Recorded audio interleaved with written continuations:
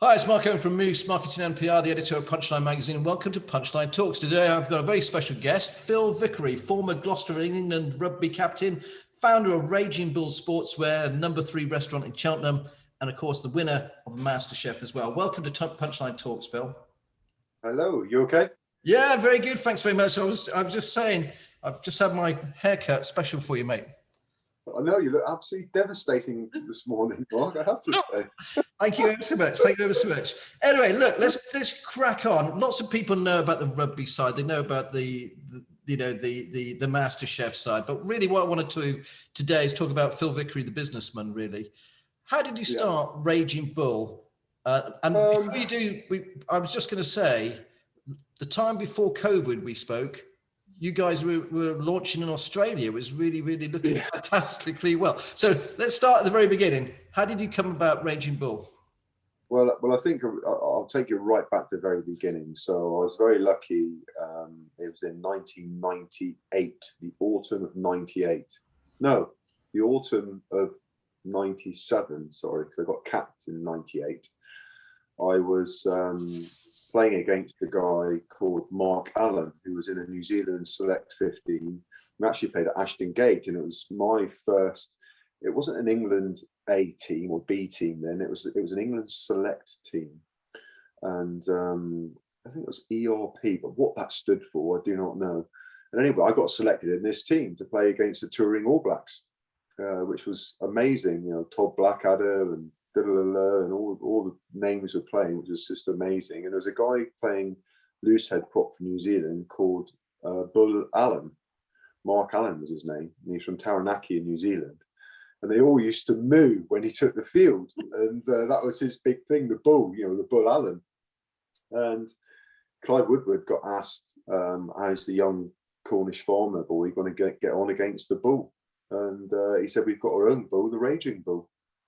And so I think the way I played, a bit of a background, of course, of farming, coming from farming family in North Cornwall, from Kilcampton, a little village where I come from, and then coming to Gloucester, being very much about passion, about pride, about sense of belonging, where you come from. We are the Gloucester boys. Walking down King's Own Road, sense of pride, passion, come on, we are Gloucester. And it kind of sat really well with me. And then, of course, the way that I played, a little bit of the angry man. I wore my heart on the sleeve. I wouldn't say I was the best rugby player in the world, but I was certainly, you played against me, whether that was good or bad. But and I think that was always something which was really important to me, which then led for the conversations around Raging Bull. Why don't we make it a brand, and what can you do? And it was like, well, yeah, I kind of get that. And then to cut along, well, it's quite a long story as it is, to make it a little bit shorter, to start doing the sports kits, and then the realization in sort of early 2000s, really, you're never going to become. I personally don't believe that just selling sports kits is something which ultimately, for legacy of long term, that you can just do. And then the potential to want to go into retail, into the leisure industry lifestyle is kind of a bit scary. And everyone was like that. No, you don't even think about it. Companies, and particularly your Canterbury's, Nikes, spent gazillions over the years doing it. And so, but I kind of felt, for me, when I think about rugby, and it's probably not going to answer your question, Mark, but when I think about rugby, and this is what some people, for me, just don't understand when they see the kind of things that I do, because I wear the different hats, which I'm sure we'll go on to in a second. But when you go to a rugby ground, I think rugby is one of very few sports, maybe possibly cricket is probably the closest aligned, in that you go and it's the whole family. So you've got nan and granddad, aunties, uncles, brothers, sisters, big, small.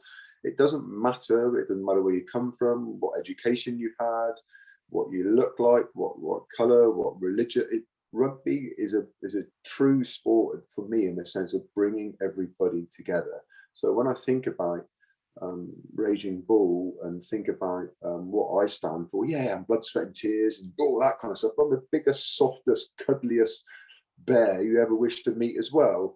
And I love things. I get a bit emotional about stuff. I'm not afraid to talk about that. I'm not afraid to show that. And I think that for me is what rugby is. So when I think about leisure, I think about what we're doing, and of course it's layering on, and of course where's your starting point, and of course it's the stumbling blocks, and the stumbling blocks and some bumps in the road, where that's through my naivety going into business and coming from sport, where everyone's pretty honest in sport, because you've got to be bloody honest. And I think one of the biggest learning lessons for me, and even to this day, coming from pro sport actually is blooming difficult, but actually it's pretty straightforward, Mark, in the sense that in sport you can't hide. You can talk about myriads of algorithms, of data, spreadsheets, rubbish, as much as you like, but you are on the screen, you are performing, you are there to be analysed, you are analysed because you consistently want to get better and have to get better and have to look at opposition, have to look at competitors. We talk in the business sense. And when you aren't doing very well, it's there in the stats, in the data, with your heart rates, with your meters covered, with your speed, with your mistakes, missed tackles, amount of tackles. Now, I think one of the biggest challenges then going into business, particularly from a Raging Bull point of view, is I believe people. Yeah. Because in sport, you tend to believe people because that's what's happening. So I think the biggest learning and thinking about Raging Bull, particularly in early days, and even now, but is that just be honest, because you save so much time. You can have meetings and meetings. Yeah, do this, and even now, conversations and telephone calls with people, where you just say, just let me know so that we can. I said this, so I'm going around in circles now, but recently had an issue within the restaurant with personnel, ups and downs, but not something I particularly want to talk about. But I just said to him, the individual, she said him, the individual, but if you let me know, we can plan. Now, I'm disappointed if that's the path that you want to go down, but letting me know means that we can all plan to try and alleviate some of the pressures which that's going to cause. You don't tell me or pretend, we suddenly get a massive issue. And that, of all the things which has happened, in recent times, that for me is a classic example of sport, because you can plan things. You can, if people let you know what they're thinking, what they're doing, how they're feeling, how they want to play, what the patterns are. If you don't, and you're trying to make someone do something they don't want to do, it's irrelevant of whether or not you win or whether it's going to be successful. You're trying to bang a square post in a round hole. It just ain't going to work. So let me know what you're thinking. But I know I've gone off on one a little bit there, but going back to Raging Bull and how it started, I think the most important thing, even particularly in the last 12, 18 months of what's gone on in the world, the bit about being authentic and the bit about it being a real brand and me being the founder, forget all the speed bumps along the way and all the challenges which has happened, it's actually held us in fantastic stead. And Shannon, my business partner and the MD of the business, along with Simon and everyone else there, Gray and the whole team, have just been amazing. And because we were doing so well, you talked earlier on about, last time we spoke, launching in Australia, doing all these things which have happened, we're actually going to get out the other side. And actually, we have had great support. And, just looking and talking yesterday, I was, with the team at Quolux, with Stuart Bonds and the team there and some other business owners and leaders and managers and directors, and actually looking at the numbers coming through yesterday, it's just fantastic. The outlets, people's support, the numbers coming through, the relationships that we have, the John Lewis relationship, which is happening and soon to go online. Can we talk about the numbers, Phil, if you don't mind? So when you first started, did you get a bank loan? Did you? When it first started, I just put monies in myself. It's all my own money. because there were no banks and no help, and people like thought you're absolutely bonkers, you know, and you're just sailing a ship on your own, which were pretty difficult days, and even to today, it still has a huge influence on my feelings, you know, about the business. And then through different partnerships and actually some wrong turns with investment and with shareholders. In what way? Sorry, because I don't know. Well, I think I know you don't want to go into details of names and things, yeah, but no, listen, I don't mind saying what I probably made some mistakes and was guided down a path which was maybe not an easy fix, is the wrong thing to say, but I think what everyone has to understand, particularly with me, with the Phil Vickery thing, it's fantastic. And the Phil Vickery thing, you know, all the rest of it, England, Lions, World Cup winner, blah, blah, blah. When things settle, and then you realise it's just the same as everyone else. You know, you get things wrong, you get grumpy. You know, I'm just another human being, and that is something which my close friends and people who I work with kind of understand. It's probably more of an outside influence which people don't get. But I think in the early days, I was led by conversations, and I don't think I never did anything which I didn't think was the right thing to do at the time. But maybe it's like anything, you know, we've all got degrees in hindsight. You think, actually, no, I wouldn't have done that. I wouldn't have done this. But ultimately, we wouldn't be here today. We wouldn't be doing what we're doing. I think this year we're going to look about 5.5 million, which is fantastic. We've got through this year. I think we're going to have a little bit of profit, which is, I know, is nothing to fly a flag about. But believe me, in retail and what's happened in the world, you know what? I was going to say, congratulations. Bloody fantastic. And it's more for me. So I suppose where I come from, it's more the it's a double edge. It's a double learning for me, because I know I'm flipping around a little bit now, and things, you know, perhaps I would have done differently. But I think we can all sit here, and even you, who are as amazingly positive as you are, I'm sure you look back at paths that you've taken and think, actually, I wouldn't have done that, or I wouldn't have done this, or I would have done that slightly differently. But I think what I can do is put my hand on my heart and say I've never made a decision or done something which has been deliberately the wrong thing to do, or to upset, or to be a bad thing for somebody. I get no joy out of seeing someone suffer through a decision that you make. And even to today, I think I'm fair and I'm honest. If anything, I'm probably too honest sometimes. So you've got to be a bit careful when you talk like that, because it's a bit like at the moment, isn't it, with the COVID, we all talk with hindsight. You know, it wasn't very long ago, we were all buying up flour and yeast and toilet roll and paracetamol and going bonkers in the supermarket. You couldn't go anywhere because people were going for lit. But that's all we knew at the time. Like now, you're kind of, I know that's not a great example, but it's trying to understand, you know, where you sit now with the knowledge that you have. But also, for me, because of the roles that I have, as far as, you know, in my corporate world, the people that I meet, the relationships that I have, as well as my roles, you know, with Creed as a non-exec, but also as a front-facing, you know, B to C as well as B to B.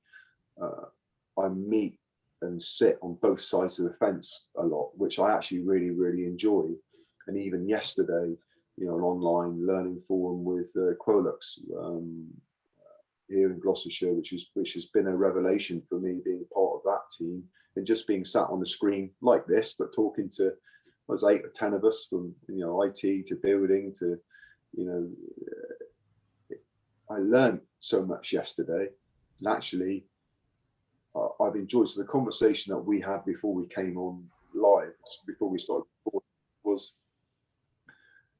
conversation in other businesses, and actually realization of how many wonderful businesses there are in this county and how many brilliant leaders there are, but also sharing knowledge and sharing difficulties and trying to solve problems, and not being this, yeah, everything's amazing, we're all brilliant, no, there's no issues. So I kind of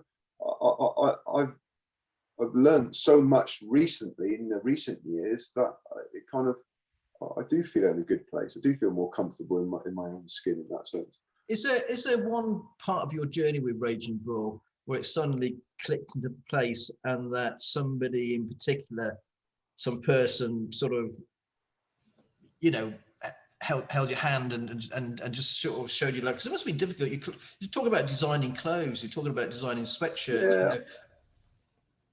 I think it would be wrong to maybe pick out one individual, but I think certainly someone who's got an incredible. I mean, we disagree on lots of things, and we have some challenges. But it's kind of, I don't mind that as much because it's part of life and business. And I think if anything, we've got to start challenging a little bit more. And that's Shannon at the moment, who's MD, and she's a shareholder business partner in the business. She is incredible what she's done. But then it'd be wrong of me to not mention the people along the way too who've helped. And I think about someone who actually has become quite a close friend. He used to be the CEO of House of Fraser.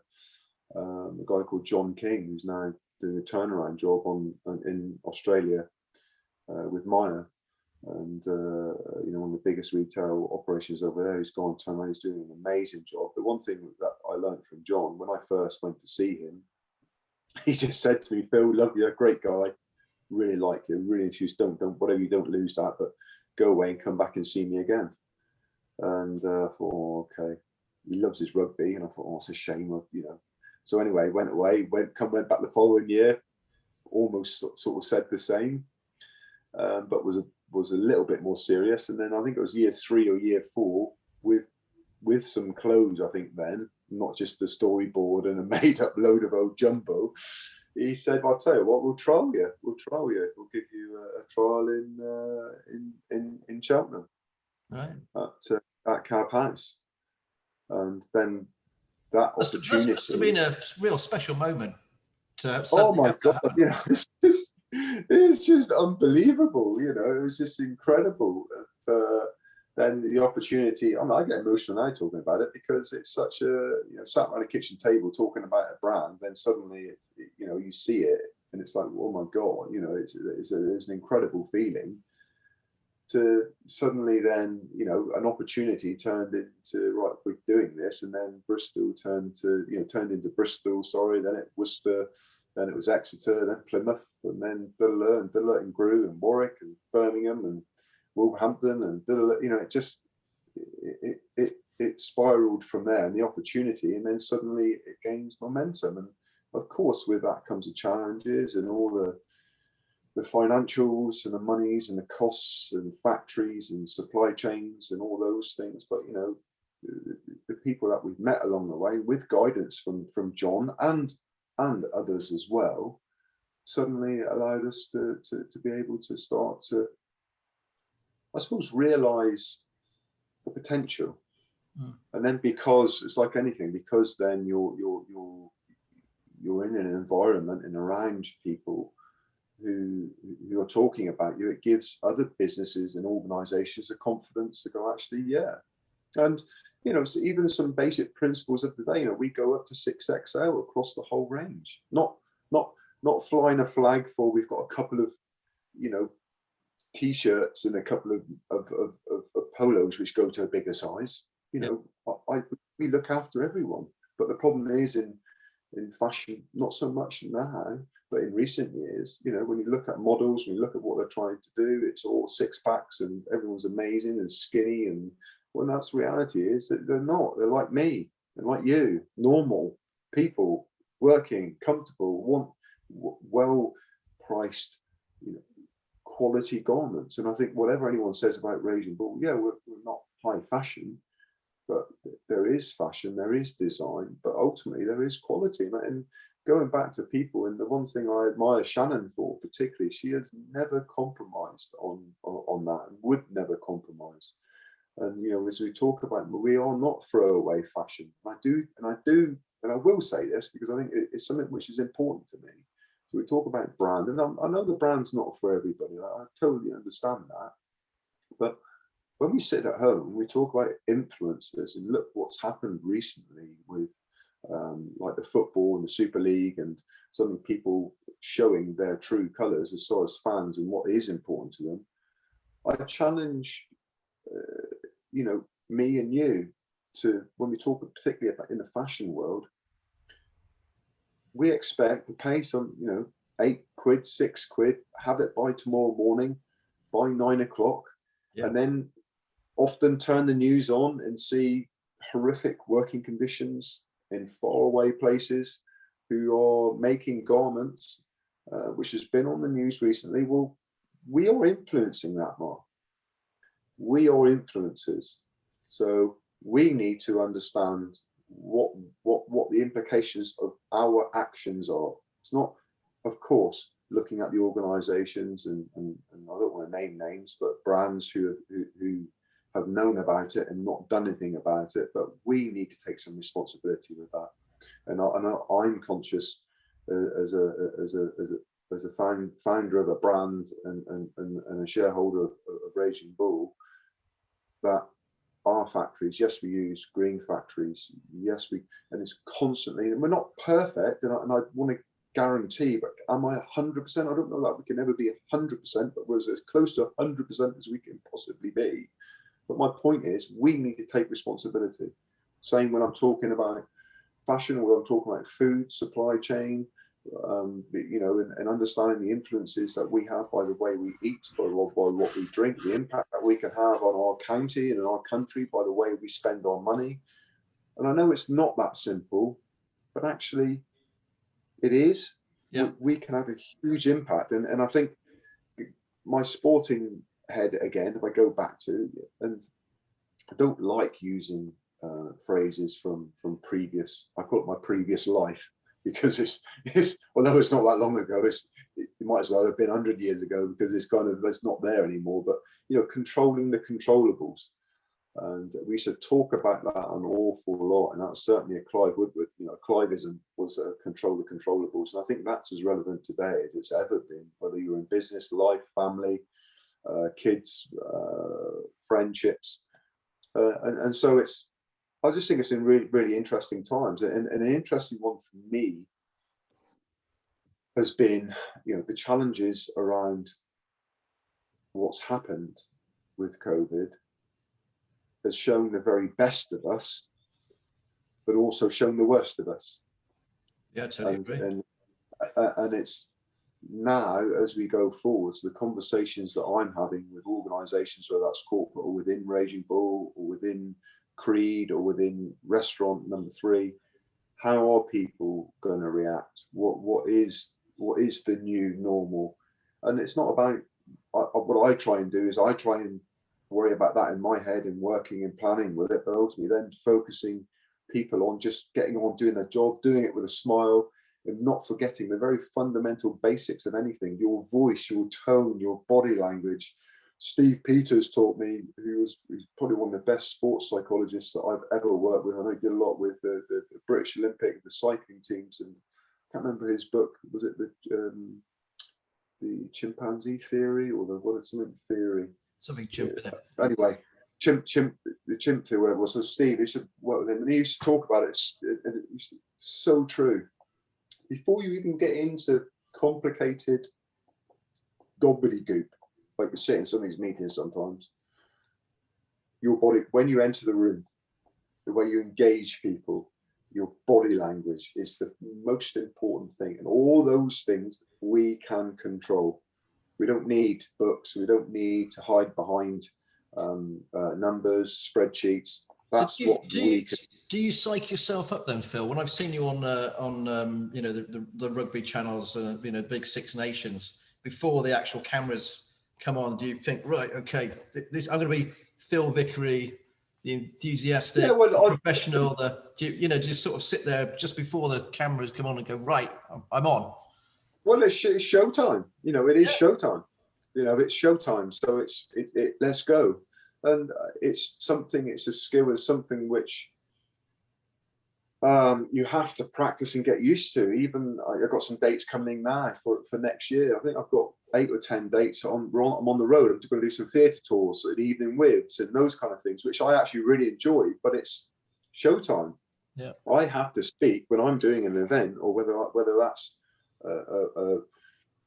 actually it's probably more difficult at a smaller intimate event, which I enjoy most, but the energy and the concentration and the enthusiasm, you've got to be there. But sometimes you get an event where there's 500, 1,000 people, it's different again. But you have to speak and you have to talk about it like it's the first, because for the majority of those people, it's the first time they've heard you speak. It's their first experience of Phil Vickery, because it's a tough one, and not to get too deep about it, but like my wife, she will hear people say, "Oh, Phil's amazing," and "Oh, he's always so positive," and "Oh, goodness me, da da da." And she's like, "Oh, that's not what I see.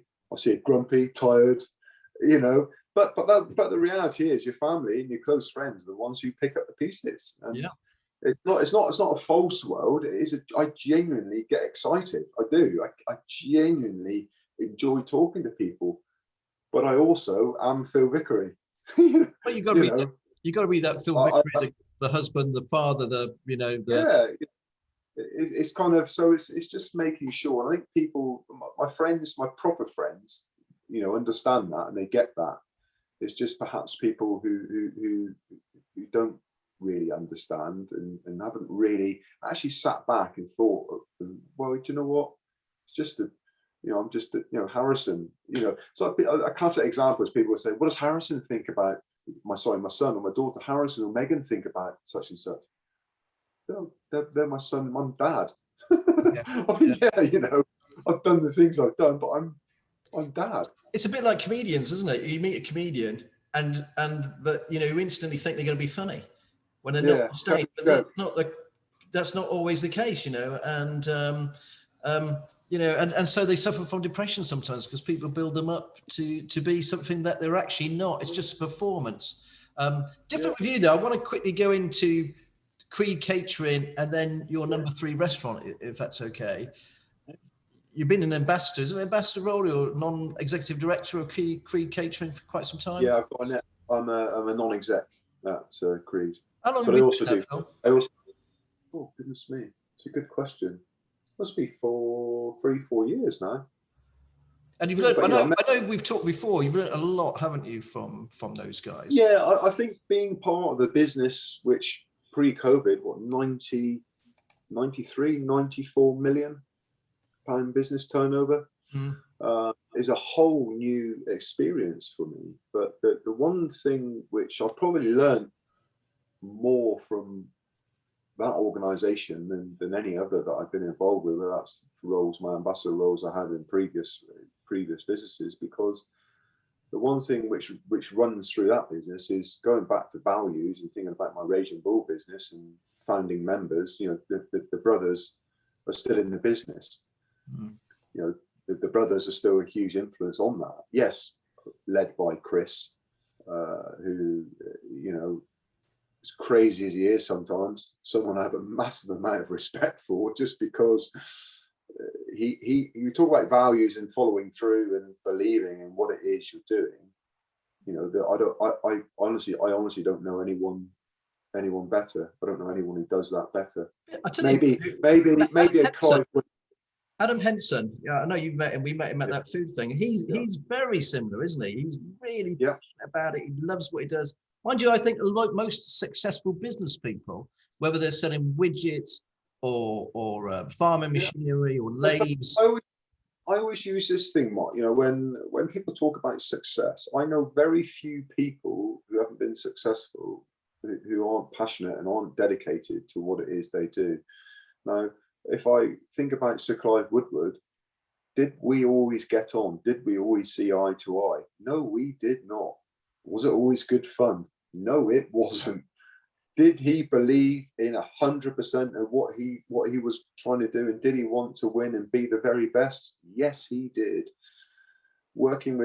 Thinking about Chris Creed and the Creed family, do me and Chris always see eye to eye? No, we do not.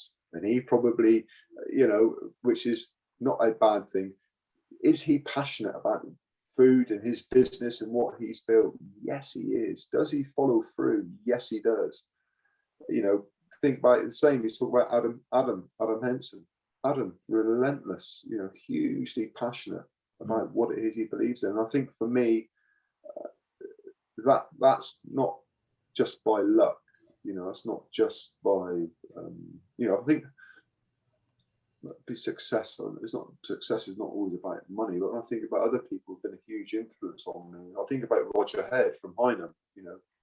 Yeah. And when I first met Roger, and hugely passionate about the Pied Piper, about charity, but about Gloucestershire, about his cause, about his business, about his family, about doing the right things, about his garden. You know, and I know yourself, Phil, it's about God.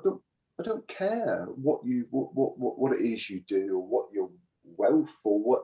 You've got to be passionate about what it is you do. And I think it brings it home to me, like at the moment, you know, with the children, and thinking their ages that they are, and Megan, my daughter particularly, you know, 15 years old, doing GCSEs, thinking about being asked as a 15-year-old, you know, to make life choices. What do you want to do for the rest of your life? Ask your dad, the worst example of all time, about what the right things and where to follow and what to do.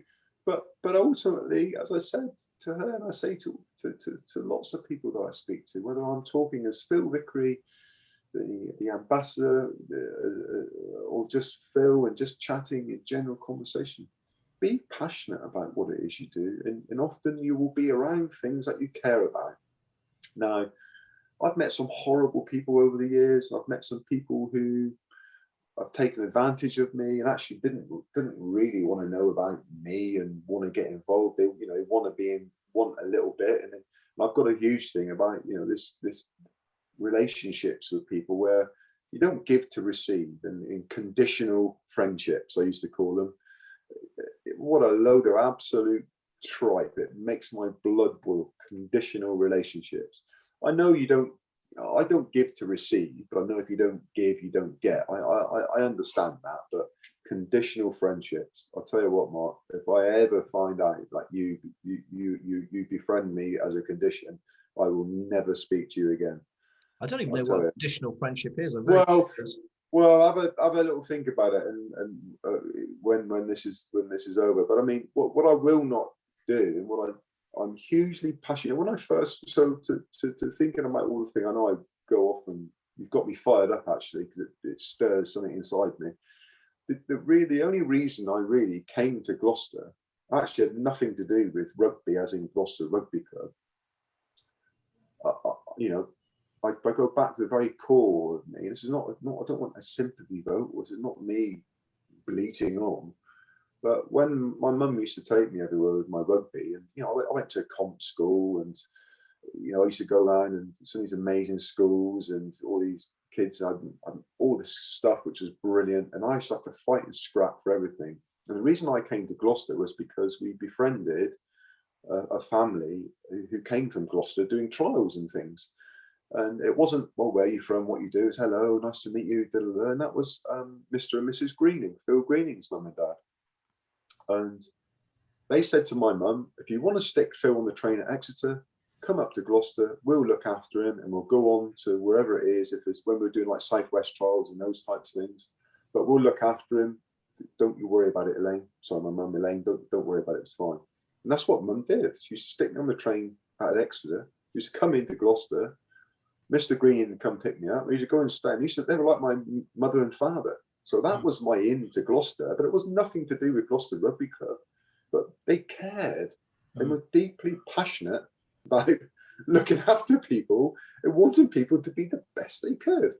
And then one thing led to another. And then sort of 3 years later, when Gloucester said, well, I'd come and play for them, well, I didn't want to move away from home because I wanted to go farming. That was my ambition for life. But actually, because of the way they behaved and because I knew that they were there for me, that was why I came to Gloucester. And then I went to Gloucester Rugby Club to watch the last game. I think it was 94-95 season. I think it was Mike Teague's last game. And Phil Green was actually making his first start. Now, they played against Harlequins. I think Andy Deacon got sent off for doing something. I think they lost the match. I remember having about 6 bottles of GL and not remembering a huge amount about the game. But my point was the passion, but the atmosphere and the passion and people caring. And that's what got me, and made me want to come to Gloucester. And yeah, they got me to come up and got me a job working for Ben Pullen on Stafford Airport, on the farm opposite Stafford Airport there for Ben, milking his cows, and train on a Tuesday and a Thursday, and met some incredible people. And a guy actually who was on a business learning with yesterday, of course, Pete Miles. You know, Milo was there, and I saw him yesterday. You know, I saw him yesterday. To think that those kind of guys that I met: Andrew Stanley, you know, Pete Jones, Andy Deacon, Tony Window, Dave Sims. God, you know, Bruce Fenley. You know, I don't want to. I can go on and on and on. Chris Raymond and Rob Fiddler, and it was just that's what got me involved. And suddenly you start caring, and actually you have an identity. And yeah, then Raging Bull and coming from Cornwall, I think there's lots of synergies. But I know I'm waffling on, but I suppose my point is, people here cared. Yeah. And you could stand under those posts, boy, at Kingsholm, and be told how much you're loved, and 2 minutes later be told how much you've got to pull your finger out, and I won't use the exact language. But do you know what? I loved that. Yeah. Because and one thing I wish the Gloucester Rugby Club, and I know the game has changed and the club's changed, and 100%. And if you don't want to keep looking back, but what you can do as a Gloucester Rugby Club player is you can influence people's lives in this town, in this environment, not just Gloucester but surrounding areas, and that is a privileged place to be in. And I challenge anybody, if you go out, put your heart on your sleeve. And I don't want to pick individuals out there because I don't really know the guys that well. I was in a few weeks ago to do a thing for the BBC for the One Show with the mouth, the gum shields, which should collate some data on head injuries. So I look around there and I thought, God, you know, I look at Lewis Ludlow, Gloucester captain now. I think he's a wonderful player, but what he is wonderful at, you know, whether you think he's a good player or not, 110% sunshine. Leave it on the field, gives his all. And I think that is a fantastic example of what, for me, it should be about. And that's the same whether that's you with your business or me with what I'm doing. It's not about being perfect, although we strive to be perfect, and we strive to continually look for improvements, look for 1%ers, look for margins, look how can we be better. It's about being authentic. It's about being passionate, but more importantly, it's about being bloody you and being proud of that. Yeah, and I couldn't agree with you more. I couldn't agree with you more about Gloucester, by the way, because I'm not from Gloucester. I'm from Wales, and I travelled all around the world as an RAF kid, and I came here posted 3 times. I came here, and I just fell in love with the place. I fell in love with the people. Yep. They were so friendly, so passionate, and of course, it's not far from Wales. But that was a big thing. We won't go into that. I want to quickly talk about number 3, because you opened a restaurant during a pandemic. Yeah, great idea. Which I had a few meals, by the way, and it's a kind of takeaway thing, which were excellent. Can you just give us the thoughts behind number 3? We don't have very much time. Yeah, no, where we are now with the restaurant side. Well, I wanted to do something for a long time, but going back to my learnings since, finishing my rugby, there's no point doing something unless you've got the right people to do the job. And what's the purpose and reason for doing it? And to have the team that I have now who think the same, hugely passionate and care deeply about what it is they do, it was the right time for us to do it. Obviously, we didn't.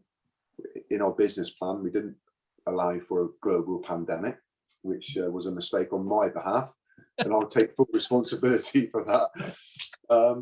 But I think for me, it's like showcasing good food, and with Tom Raines in the kitchen, and having been an admirer of him for many years, and seeing what he produces and knowing him as a person. It was just something that it had to happen, and it was the opportunity. And then it was kind of a little bit of stars aligned in a sense of Tom and Elliot, from a floor point of view and looking after and a restaurant manager perspective, but also from a landlord point of view, and someone that I'd known for a long time and actually hadn't clicked, and I'd actually been in the restaurant before, but actually it was with Rob Rees when he was running, I think it was a Star Bistro then. So I actually had been there before, but it wasn't on my radar. Yeah. And then it's kind of like, oh my God, he owns that, Steve Jones. Oh, God, wow. And it's just kind of, it just happened. And then, of course, the pandemic happened. And going back to my point again, and I will openly say this, Steve Creed, the MD of Brickhampton, said to me, Phil, the kitchen's empty. Everyone's on furlough. No one can play golf. If you want to come and use the kitchen, and at least you're happy to, please come and use it. And when I met with Tom and Elliot and said, look, let's just stop doing some click and collect, at least start getting the brand number 3 out there. And then for Stephen to offer that, and the guys were just right. Yeah, let's do something. Let's be, yeah, it's not going to be perfect. Can't do everything, but let's be proactive. And then it worked out. Gave us a little bit more time, had some support from landlord and as far as investment to be able to get the kitchen going and get number 3 to a level where we could open, which then allowed us to open to do some breakfast and lunches, which then, because of people's support, people coming in supporting us, allowed us then to open for dinner.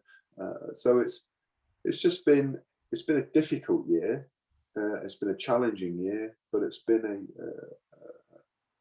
a very rewarding year in the sense of everything which we talk about is coming to the fore. People, authenticity in our food, supply chain, storytelling of some of the suppliers, which are bloody amazing. And that's what ultimately for me, hospitality, yes, it's about food, it's about cooking, it's about the plating and what it looks, of course, but it's about looking after people and being in restaurant at the weekend, seeing people back, laughing, joking, glasses chinking, conversations happening in this hospitality. That's what I love. I love seeing people having a good time. I mean, there's lots of things we still want to do. There are things we want to get better at. How on earth Tom gets what he gets out of that kitchen, I do not know. The man is an absolute legend. I want to get in there cooking a bit more. He won't let me in because there's no room, which is a fair enough point, and I'd cause carnage for sure. I got my MasterChef night coming up in middle of June, 24th of June, which I think is already, well, we have to delay. I think it's already sold out, so I want to get involved then a bit more, which is nice. But we've also got plans for the future, which hopefully I can share with you in the coming weeks and months about what number 3 is going to look like for the future, and ultimately where I want it to go, but also looking up opportunities for other venues, possibly if it's right and it fits what I want to do, and it can fit within the brand of where Phil sits. Then, listen, I'm ambitious. I've got a great team of people, got some great support, I've got some great guidance. I've got some great boys and girls up in the sky who look down and keep an eye on me and make sure that I'm staying on the right path. But I am authentic to the core, and I am hugely passionate about where I live, and I want to keep on pushing on and hopefully taking people with me, but inspiring others to want to do some stuff too. I just know it's going to be successful, Phil. I can just see it, mate. You're so passionate about stuff. Yeah. I always ask our guests a couple of questions at the end. One personal. What's the we've run over time now, so I'm just going to wing it anyway. Okay. What's book are you reading at the moment? What book am I reading? Yeah. I'm not reading anything serious. I'm actually reading up about the science and the histories of sourdough and bread making. It's a book called Tartine, Tartine. So it's more about the history. I'm just interested to know about the heritage of food, but of this particular one's of bread. Second question, your top 3 tips, please. Your top 3 business tips. What would they be? You kind of touched on some of them. Yeah, well, I think for me, if I had to be brutal, it's a little bit not. I don't want to use big words, but being authentic, for me is the most important thing. Being passionate, 100%, and I suppose authentic and being you. Not be afraid to just to be you, because being you will bring something different to the party, and being you is a massive asset.